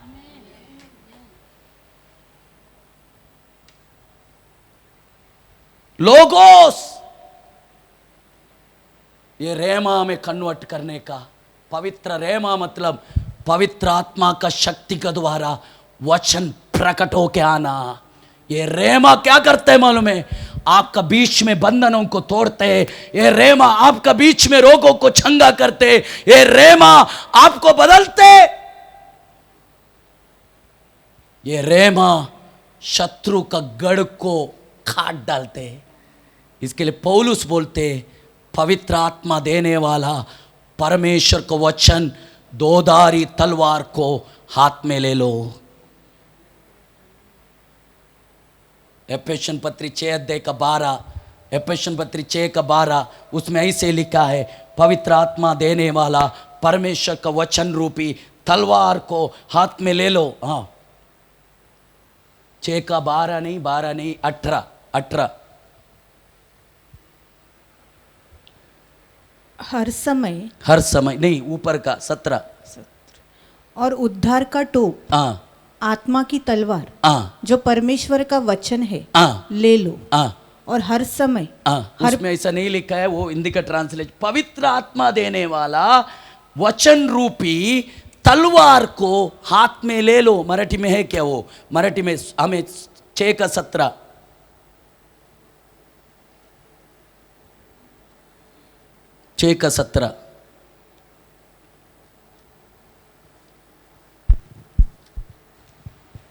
तारणाचे शिरस्तान आ, व आत्म्याची तलवार आ, म्हणजे देवाचे वचन ही घ्या। आ, पवित्र आत्मा देने वाला तलवार जो परमेश्वर का वचन, वो हाथ में ले लो। किसके लिए? युद्ध जीतने के लिए। पहला अस्त्र चुपचाप रह के विश्वास करना। दूसरा अस्त्र प्रार्थना में बना रहना। तीसरा अस्त्र परमेश्वर की हमें शक्ति का द्वारा इस वचन को उपयोग करना। आपको पता है तलवार चलाने के लिए भी आना मांगते हैं। नहीं आएगा तो आप मुंडी काटने की जगह पे कान काट डालेगा, है ना? तलवार चलाने के लिए आना मांगता है ना।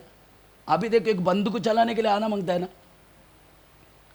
अगर नहीं चढ़ाएगा तो मेरे को बोलेगा तो मैं उल्टा चलाएगा, है ना?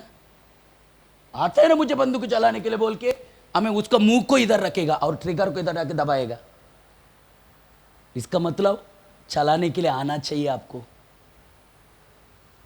तलवार भी चलाने के लिए आना चाहिए। बराबर बैठना चाहिए, कटना चाहिए। परमेश्वर को वचन भी आपको मालूम रहना चाहिए कब, कैसा, कहां उपयोग करना। प्रभु से मांगना, प्रभु से जैसा दाऊद ने मांगा, प्रभु मेरा आंखों को खोल दे, तब मैं तेरा वचन का अद्भुत को जानेगा। आपका पैकेज है, परमेश्वर का पैकेज आपके लिए दिया गया पैकेज, सब कुछ उसमें है। आपको उपयोग करने के लिए मालूम होना चाहिए। विजय भी है उसमें। चौथा हमेशा हर समय परमेश्वर का स्तुति करते रहना।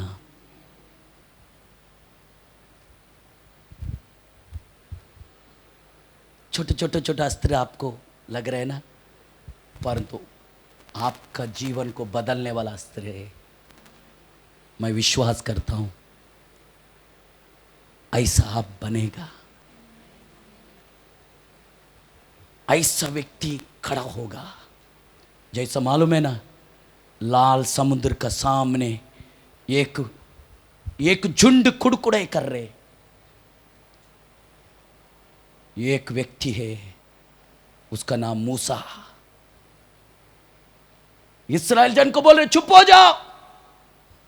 अपना हाथ में रहने वाला उस डंडा को लेके लाल समुद्र के सामने बढ़ा, अपना डंडा की हाथों में डंडा को समुद्र को ओर बढ़ाया। परमेश्वर बोल रहे, ए मूसा, तेरे हाथ में रहने वाला डंडा को समुद्र में दिखा और समुद्र को भाग कर। मैं सुबह पढ़ रहा था, क्या बात है परमेश्वर का। भाग करने वाला व्यक्ति कौन है? दो टुकड़ा कौन करेगा?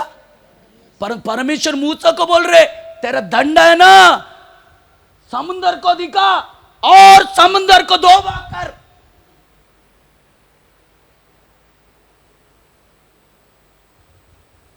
एक साइड से कुड़कुड़ आई, एक साइड में मूसा है, परमेश्वर को पर विश्वास करने वाला, प्रार्थना में खड़ा होने वाला, प्रभु के वचन पर भरोसा रखने वाला, प्रभु को स्तुति करने वाला। वो क्या कर रहे मालूम है? प्रभु ने मुझे अधिकार को दिया है, वो शत्रु को पर जीतने का अधिकार प्रभु ने दिया है। दिया हुआ अधिकार को मैं उपयोग करेगा, समुद्र भाग हो जाएगा। रोते बैठना बंद करके प्रभु ने क्या दिया वो तो कम से कम समझ।